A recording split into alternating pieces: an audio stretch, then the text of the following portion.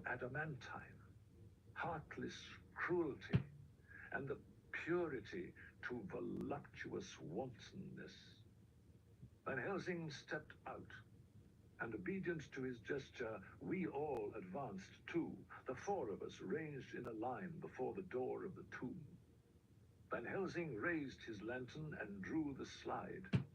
By the concentrated light that fell on Lucy's face, we could see that the lips were crimson with fresh blood, and that the stream had trickled over her chin and stained the purity of her lawn death row. We shuddered with horror. I could see by the tremulous light that even Van Helsing's iron nerve had failed. Arthur was next to me. If I had not seized his arm and held him up, he would have fallen. When Lucy, I called the thing that was before us Lucy because it bore her shape, saw us, she drew back with an angry snarl, such as a cat gives when taken unawares. Then her eyes ranged over us. Lucy's eyes in form and color, but Lucy's eyes unclean and full of hell fire instead of the pure, gentle orbs we knew. At that moment, the remnant of my love passed into hate and loathing. Had she then to be killed, I could have done it with savage delight. As she looked, her eyes blazed with unholy light, and the face became wreathed with a voluptuous smile. Oh God, how it made me shudder to see it. With a careless motion, she flung to the ground, callous as a devil, the child that up to now she had clutched strenuously to her breast, growling over it as a dog growls over a bone. The child gave a sharp cry and lay there moaning. There was a cold-bloodedness in the act which wrung a groan from Arthur. When she advanced to him with outstretched arms and a wanton smile, he fell back and hid his face in his hands. She still advanced, however, and with a languorous, voluptuous grace said, "Come to me, Arthur. Leave these others and come to me. My arms are hungry for you. Come, and we can rest together. Come, my husband, come." There was something diabolically sweet in her tone, something of the tingling of glass when struck, which rang through the brains, even of us who heard the words addressed to another. As for Arthur, he seemed under a spell. Moving his hands from his face, he opened wide his arms. She was leaping for them when Van Helsing sprang forward and held between them his little golden crucifix. She recoiled from it, and with a suddenly distorted face full of rage, dashed past him as if to enter the tomb.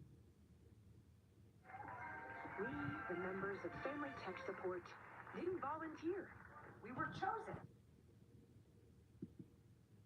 When within a foot or two of the door, however, she stopped as if arrested by some irresistible force. Then she turned, and her face was shown in the clear burst of moonlight, and by the lamp, which had now no quiver from Van Helsing's iron nerves. Never did I see such baffled malice on a face, and never, I trust, shall such ever be seen again by mortal eyes. The beautiful color became livid. The eyes seemed to throw out sparks of hell fire. The brows were wrinkled, as though the folds of the flesh were the coils of Medusa's snakes, and the lovely blood-stained mouth grew to an open square, as in the passion masks of the Greeks and Japanese. If ever a face meant death, if looks could kill, we saw it at that moment.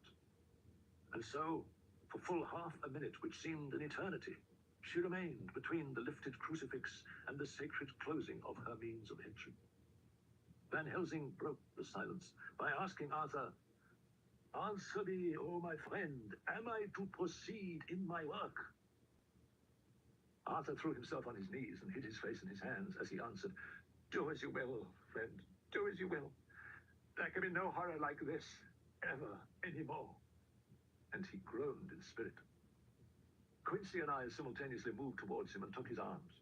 We could hear the click of the closing lantern as Van Helsing held it down. Coming close to the tomb, he began to remove from the chink some of the sacred emblem which he had placed there. We all looked on in horrified amazement as we saw, when he stood back, the woman with a corporeal body as real at the moment as our own, passed in through the interstice where scarce a knife blade could have gone.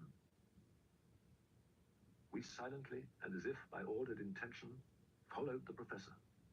He unlocked the door, and we entered, closing it behind us. When he again lifted the lid off Lucy's coffin, we all looked, Arthur trembling like an aspen, and saw that the body lay there in all its death beauty. But there was no love in my own heart, nothing but loathing for the foul thing which had taken Lucy's shape without a soul. I could see even Arthur's face grow hard as he looked. Presently he said to Van Helsing, "Is this really Lucy's body, or only a demon in her shape?"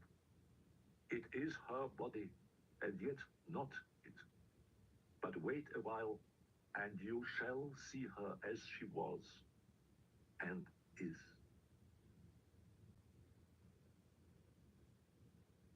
She seemed like a nightmare of Lucy as she lay there. The pointed teeth, the blood-stained, voluptuous mouth, which had made one shudder to see, the whole carnal and unspiritual appearance, seeming like a devilish mockery of Lucy's sweet purity. Van Helsing, in his methodical manner, began taking the various contents from his bag and placing them ready for use. First, he took out a soldering iron and some plumbing solder, and then a small oil lamp, which gave out, when lit in a corner of the tomb, gas which burned at fierce heat with a blue flame. Then his operating knives, which he placed to hand, and last, a round wooden stake some 2 inches thick. One end of it was hardened by charring in the fire, and was sharpened to a fine point. With this stake came a heavy hammer, such as in households is used in the coal cellar for breaking the lumps. When all was ready, Van Helsing said, "Before we do anything, let me tell you this. It is out of the lore and experience of the ancients, and of all those who have studied the powers of the undead. They cannot die, but must go on age after age, adding new victims and multiplying the evils of the world. For all that die from the preying of the undead become themselves undead. So that, my friend, it will be a blessed hand for her that shall strike the blow that sets her free."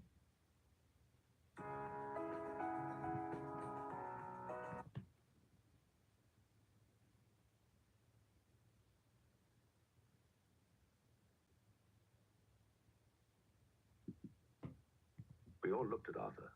He saw too what we all did, the infinite kindness which suggested that his should be the hand which would restore Lucy to us as a holy and not an unholy memory. He stepped forward and said bravely, though his hand trembled and his face was as pale as snow, "My true friend, from the bottom of my broken heart, I thank you. Tell me what I am to do, and I shall not falter." Van Helsing laid a hand on his shoulder and said, "Take this stake in your left hand, ready to place the point over the heart, and the hammer in your right. Then, when we begin our prayer for the dead, I shall lead him. I have here the book, and the others shall follow. Strike in God's name, that so all may be well with the dead that we love, and that the undead pass away." Arthur took the stake and the hammer, and when once his mind was set on action, his hands never trembled nor even quivered. Van Helsing opened his missal and began to read, and Quincy and I followed as well we could. Arthur placed the point over the heart, and as I looked, I could see its dint in the white flesh. Then he struck with all his might. The thing in the coffin writhed, and a hideous blood-curdling screech came from the opened red lips. The body shook and quivered and twisted in wild contortions. The sharp white teeth champed together till the lips were cut, and the mouth was smeared with a crimson foam. But Arthur never faltered. He looked like a figure of Thor as his untrembling arm rose and fell, driving deeper and deeper the mercy-bearing stake, whilst the blood from the pierced heart welled and spurted up around it. His face was set, and high duty seemed to shine through it. The sight of it gave us courage, so that our voices seemed to ring through the little vault. And then the writhing and quivering of the body became less, and the teeth ceased to champ and the face to quiver. Finally, it lay still. The terrible task was over.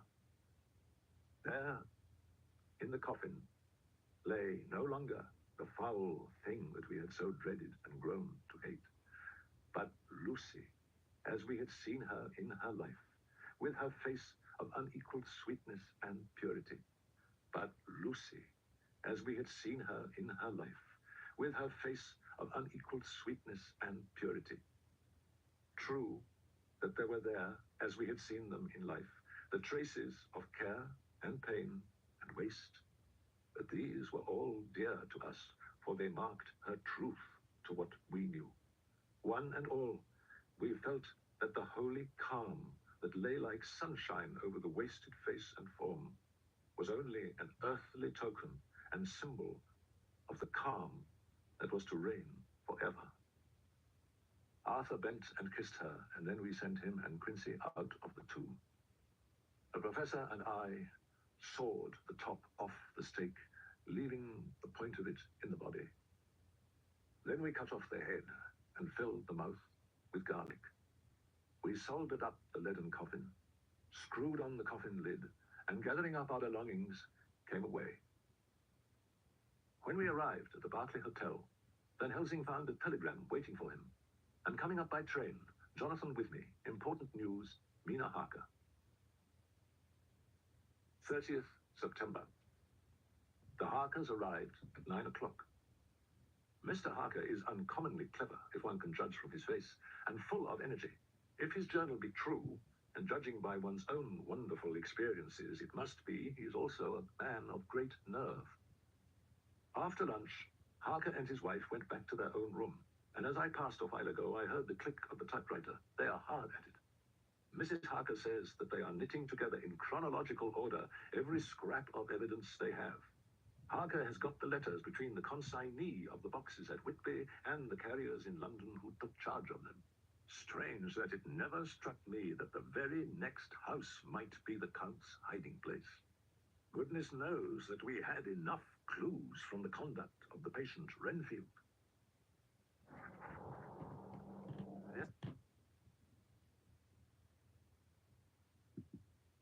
I got home at 5 o'clock and found that Arthur Homewood and Morris had not only arrived, but had already studied the transcript of the various diaries and letters which Harker and his wonderful wife had made and arranged. Mrs. Harker gave us a cup of tea, and I can honestly say that for the first time since I have lived in it, this old house seemed like home. Of one thing we are now satisfied, that all the boxes which arrived at Whitby from Varna in the Demeter were safely deposited in the old chapel of Carfax. There should be 50 of them there, unless any have since been removed, as I fear. I went to the station to meet Van Helsing. As I drove to the house, I told him of what had passed, and what we had found in his absence. That the house which Dracula had bought was the very next one to my own. He was amazed, and a great concern seemed to come on him. Oh, that we had known it before, he said, for then we might have reached him in time to save poor Lucy. Then he fell into a silence that lasted till we entered my own gateway. Mina Harker's journal. 30th September. When we met in Dr. Seward's study 2 hours after dinner, which had been at 6 o'clock, we unconsciously formed a sort of board or committee. The professor began to speak. There are such beings as vampires. Some of us have evidence that they exist. This vampire which is amongst us is of himself so strong in person as 20 men. He is of cunning more than mortal, for his cunning be the growth of ages. He hath still the age of necromancy, the divination by the dead. He is brute and more than brute. He is devil in callous, and the heart of him is not. He can, within limitations, appear at will, when and where, and in any of the forms that are to him. He can, within his range, direct the elements, the storm, the fog, the thunder. He can transform himself to wolf. He can be as bat. He can come in mist, which he creates. He come on moonlight rays as elemental dust. He becomes so small. We ourselves saw Miss Lucy, as she was at peace, slip through a hairbreadth space at the tomb door. He can see in the dark. No small power, this, in a world which is one half shut from the light. Ah, but hear me through. He can do all these things, yet he is not free. He cannot go where he lists. He who is not of nature has yet to obey some of nature's laws. Why? We know not. He may not enter anywhere at the first, unless there be someone of the household who bid him to come, though afterwards he can come as he please. His power ceases, as does that of all evil things at the coming of the day. Only at certain times can he have limited freedom. If he be not at the place whither he is bound, he can only change himself at noon or at exact sunrise or sunset. Thus he can do as he will within his limit. When he have his earth home, his coffin home, his hell home, the place unheld. It is said, too, that he can only pass running water at the slack or the flood of the tide. Then there are things which so afflict him that he has no power, as the garlic that we know of, and as for things sacred, as this symbol, my crucifix. The vampire live on, and cannot die by mere passing of the time. He can flourish when that he can fatten on the blood of the living, but he cannot flourish without it. Thus, when we find the habitation of this man that was, we can confine him to his coffin and destroy him if we obey what we know. My friends, this is much. It is a terrible task that we undertake, and there may be consequence to make the brave shudder. And now we must settle what we do. We know from the inquiry of Jonathan that from the castle to Whitby came 50 boxes of earth, all of which were delivered at Carfax. We also know that at least some of these boxes have been removed. It seems to me that our first step should be to ascertain whether all the rest remain in the house beyond that wall or whether any more have been removed. And now for you, Madame Mina, this night is the end, until all be well. You are too precious to us to have such risk. When we part tonight, you no more must question. We shall tell you all in good time. All the men, even Jonathan, seemed relieved. Their minds were made up, and though it was a bitter pill for me to swallow, I could say nothing save to accept their chivalrous care of me. They have now gone off to Carfax, with means to get into the house. Dr. Seward's diary. 1st October, 7 a.m. Last night, we took our way to the old house, taking care to keep in the shadows of the trees on the lawn when the moonlight shone out. When we got to the porch, the professor tried one of two skeleton keys, his mechanical dexterity as a surgeon standing him in good stead. Presently, he got one to suit. After a little play back and forward, the bolt yielded, and with a rusty clang, shot back. We pressed on the door. The rusty hinges creaked, and it slowly opened. The professor was the first to move forward and stepped into the open door. We've got...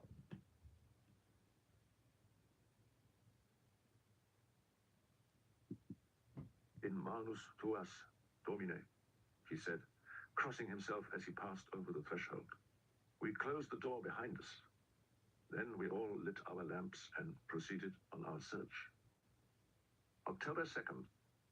Today, we had agreed that I should look up Thomas Snelling. He was the carter who took away the boxes from Carfax when Renfield attacked him. I drove to Walworth and found Mr. Snelling at home.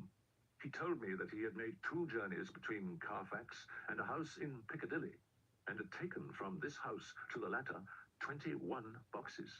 So having paid my friend for the exact address, I returned home. When I told the others of my findings, Van Helsing said, "This has been a great day's work. Doubtless we are on the track of the missing boxes. If we find them all in that house, then our work is near the end. But if there be some missing, we must search until we find them. Then shall we make our final coup and hunt the wretch to his real death." 3rd October. Let me put down with exactness all that happened, as well as I can remember it. Not a detail that I can recall must be forgotten. In all calmness, I must proceed. This evening, the attendant came bursting into my room and told me that Renfield had somehow met with some accident. When I came to Renfield's room, I found him lying on the floor on his left side in a glittering pool of blood. And within a very few minutes, the professor appeared, and we went into a strict examination of the patient. The professor thought a moment and said, "We must reduce the pressure and get back to normal conditions as far as can be. We must trephine at once, or it may be too late." "I'll be quiet, Doctor. Tell him to take off the straight waistcoat. I've had a terrible dream, and it has left me so weak that I cannot move." I said in a quiet, grave tone, "Tell us your dream, Mr. Renfield." As he heard my voice, he looked at me piercingly with an agonized confusion which I will never forget, and said, "I must not deceive myself. It was no dream, but all a grim reality. I am dying.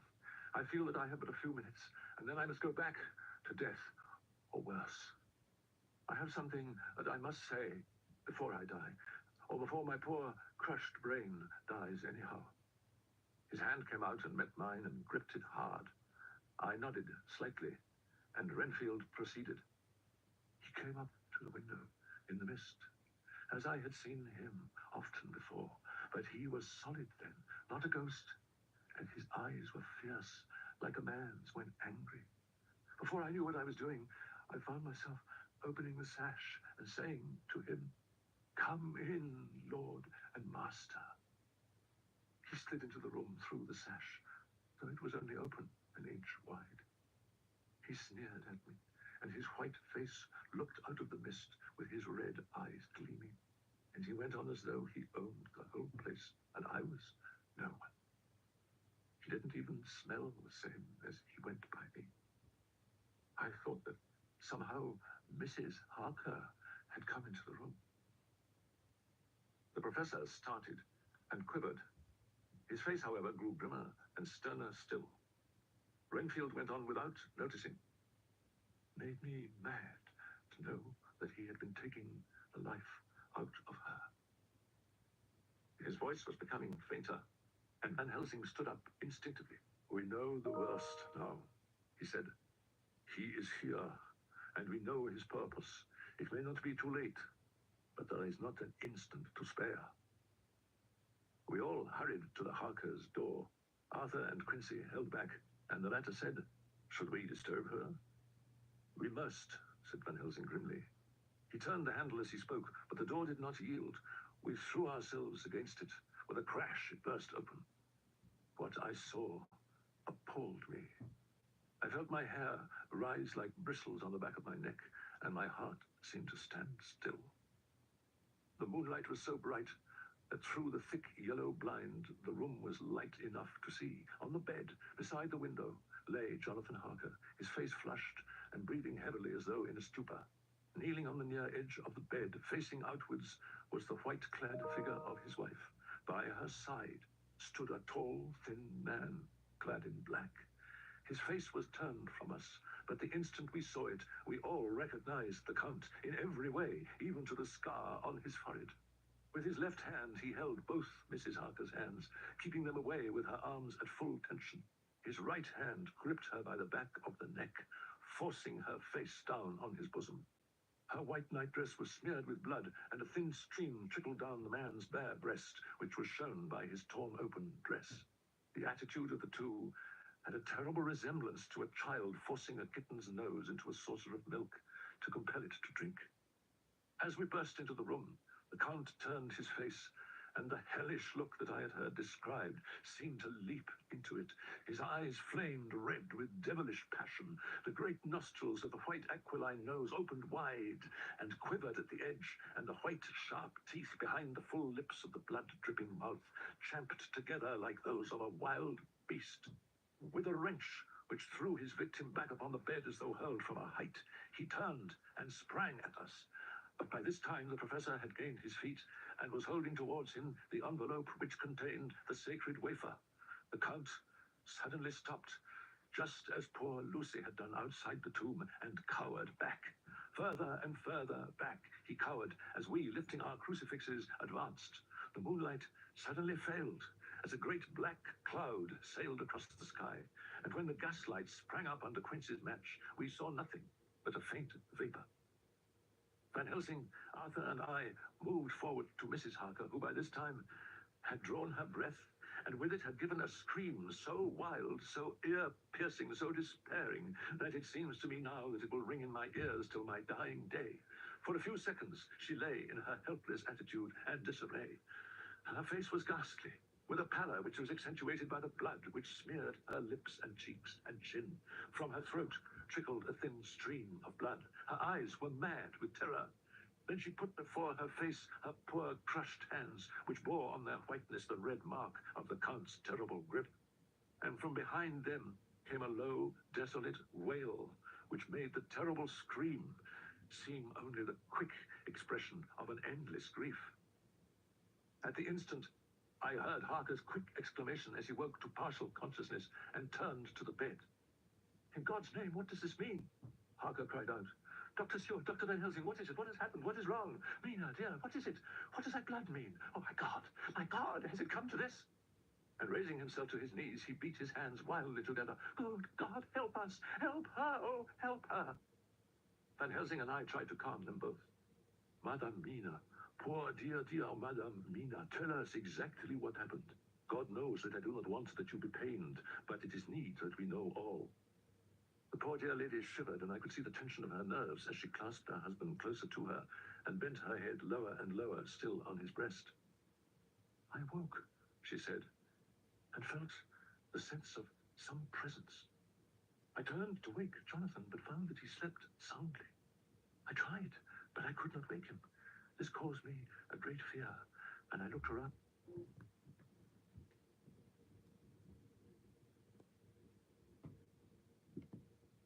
Terrified. Then, indeed, my heart sank within me.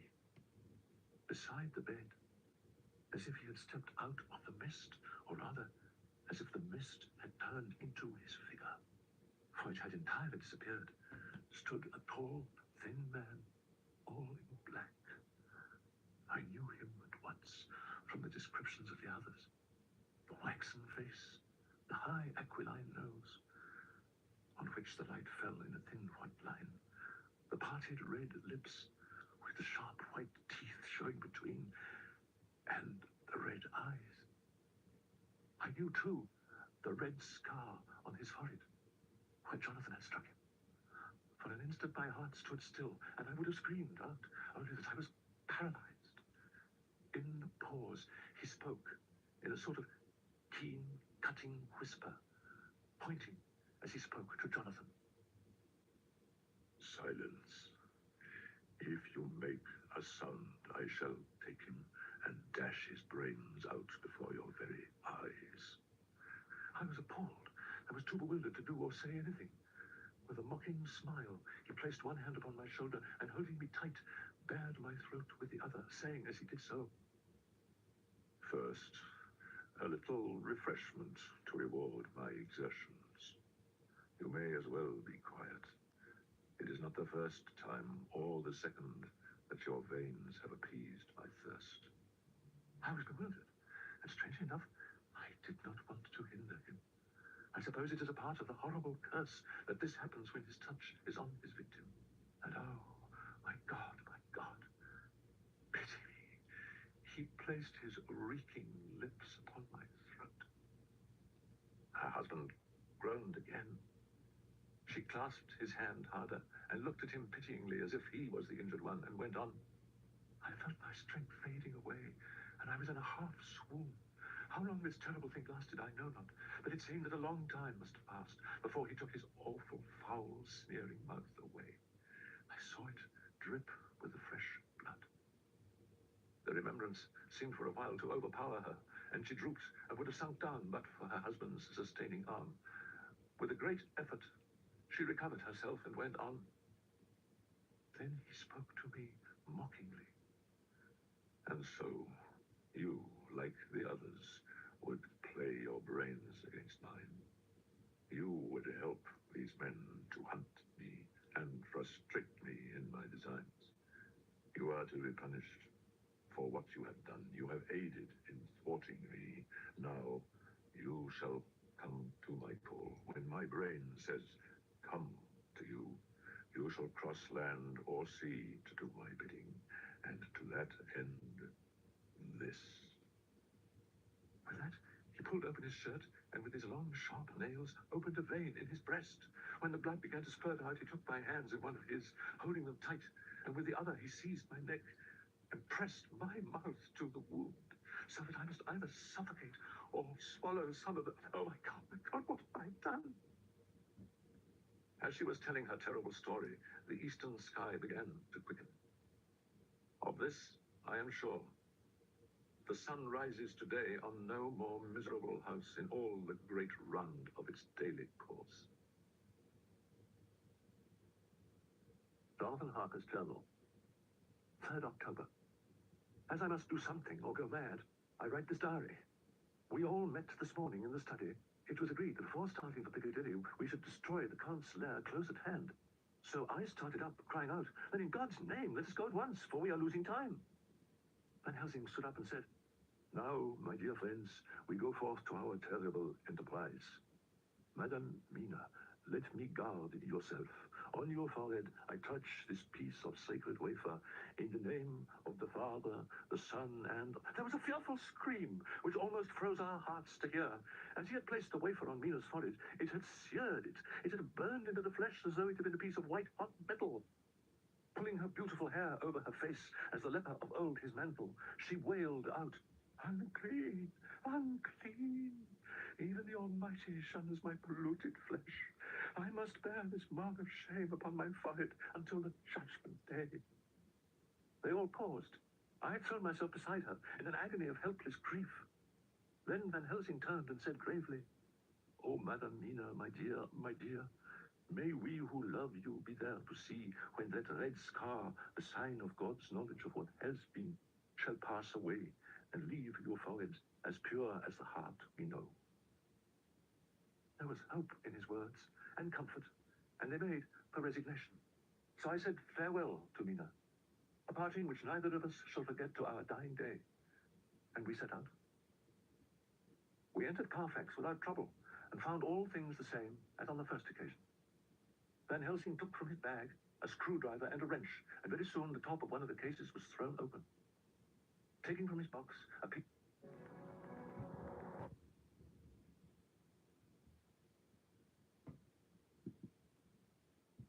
He laid it reverently on the earth, and then shutting down the lid, began to screw it home, we aiding him as he worked. One by one, we treated in the same way each of the great boxes, and left them as we had found them to all appearance. But in each was a portion of the host. When we closed the door behind us, the professor said solemnly, so much is already done. If it may be that with all the others we can be so successful, then the sunset of this evening may shine on Madame Mina's forehead, all white as ivory and with no stain. We went quickly to the station to catch our train, and arrived at the house in Piccadilly in the early afternoon. Using our skeleton keys, we entered the house, which smelt vilely, like the old chapel at Carfax, and with our previous experience, it was plain to us that the Count had been using the place pretty freely. We moved to explore the house, all keeping together in case of attack, for we knew we had a strong and wily enemy to deal with, and as yet we did not know whether the Count might not be in the house. When we closed the door behind us, the professor said solemnly, so much is already done. If it may be that with all the others we can be so successful, then the sunset of this evening may shine on Madame Mina's forehead, all white as ivory and with no stain. We went quickly to the station to catch our train, and arrived at the house in Piccadilly in the early afternoon. Using our skeleton keys, we entered the house, which smelt vilely, like the old chapel at Carfax, and with our previous experience, it was plain to us that the Count had been using the place pretty freely. We moved to explore the house, all keeping together in case of attack, for we knew we had a strong and wily enemy to deal with, and as yet we did not know whether the Count might not be in the house. In the dining room, which lay at the back of the hall, we found 20 boxes of earth. 20 boxes only out of the 21 which we sought. Our work was not over, and would never be until we should have found the missing box. We did not lose any time in examining the chests. With the tools which we had brought with us, we opened them one by one and treated them as we had treated those others in the old chapel. It was evident to us that the Count was not at present in the house, and we proceeded to await his return.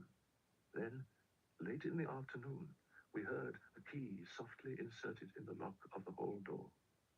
We waited in a suspense that made the seconds pass with nightmare slowness.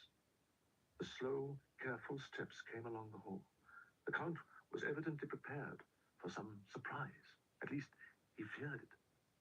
Suddenly, with a single bound, he leaped into the room, winning a way past us before any of us could raise a hand to stay him. There was something so panther-like in the movement, something so unhuman, that it seemed to sober us all from the shock of his coming. As the Count saw us, a horrible sort of snarl passed over his face, showing the eye teeth long and pointed. But the evil smile as quickly passed into a cold stare of lion-like disdain. His expression again changed, as with a single impulse we all advanced upon him. It was a pity that we had not some better organized plan of attack, for even at the moment I wondered what we were to do. I did not myself know whether our lethal weapons would avail us anything. I meant to try the matter, for I had ready my great cookery knife, and made a fierce and sudden cut at him. The bow was a powerful one. Only the diabolical quickness of the Count's leap back saved him. A second less, and the trenchant blade had shorn through his heart. As it was, the point just cut the cloth of his coat, making a wide gap whence a bundle of banknotes and a stream of gold fell out. It would be impossible to describe the expression of hate and baffled malignity, of anger and hellish rage which came over the Count's face. His waxen hue became greenish-yellow by the contrast of his burning eyes, and the red scar on the forehead showed on the pallid skin like a palpitating wound. The next instant, with a sinuous dive, he grasped a handful of the money from the floor, dashed across the room, and threw himself at the window. Amid the crash and glitter of the falling glass, he tumbled into the flagged area below. We ran over and saw him spring unhurt from the ground. He, rushing up the steps, crossed the flagged yard and pushed open the stable door. Then he turned and spoke to us. You think to baffle me, you with your pale faces all in a row like sheep in a butcher's. You shall be sorry yet, each one of you. You think you have left me without a place to rest, but I have more. My revenge is just begun. I spread it over centuries, and time is on my side. Your girls that you all love are mine already, and through them you and others shall yet be mine, my creatures, to do my bidding and to be my jackals when I want to feed.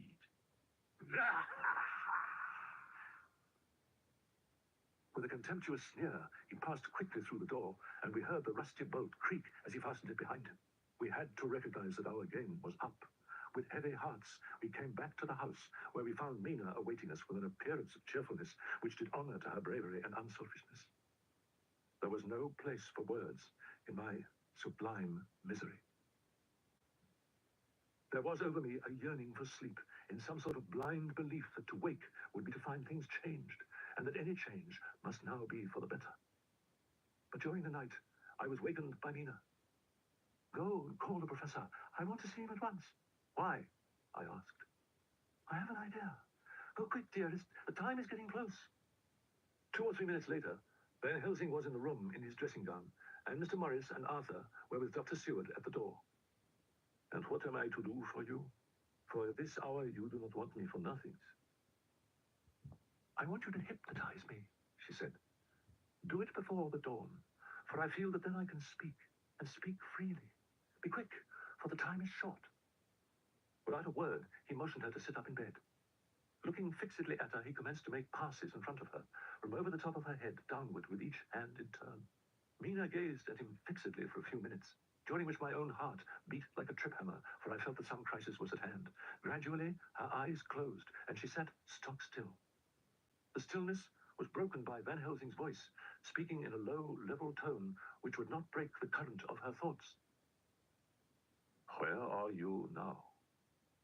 The answer came dreamily, but with intention. It was as though she were interpreting something. I do not know. It is all strange to me. What do you see? I can see nothing. It is all dark. What do you hear? I could detect the strain in the professor's patient voice. The lapping of water. It is gurgling by, and little waves leap. I can hear them on the outside. Then you are on a ship. We all looked at each other, trying to glean something each from the other. We were afraid to think. The answer came quick. Oh, yes. What are you doing?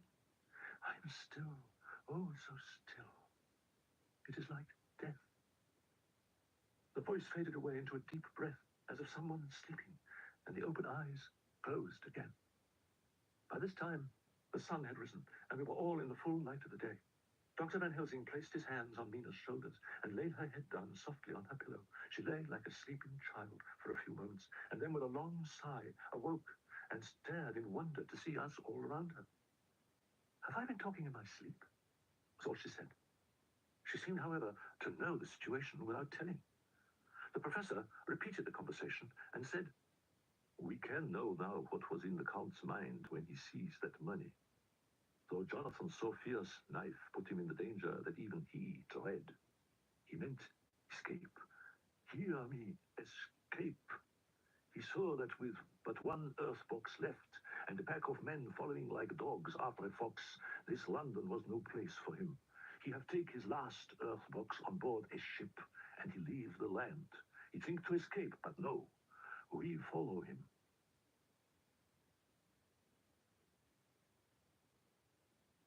5th October, 5 p.m. Our meeting for report.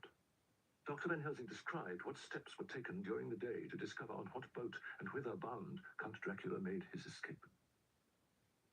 As I knew that he wanted to get back to Transylvania, I felt sure that he must go by the Danube mouth, or by somewhere in the Black Sea, since by that way he come.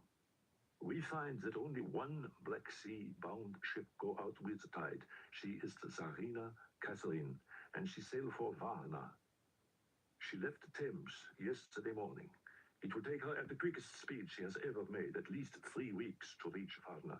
But we can travel overland to the same place in 3 days. We shall be in Varna before the ship arrives, and able to make such preparations as may be necessary. Of course, we shall all go armed against evil things, spiritual as well as physical. Tonight and tomorrow we can get ready, and then, if all be well, we can set out on our journey. Dr. Seward's diary. 15th October, Varna. Jonathan Harker has asked me to note this, as he says he is hardly equal to the task, and he wants an exact record kept. We left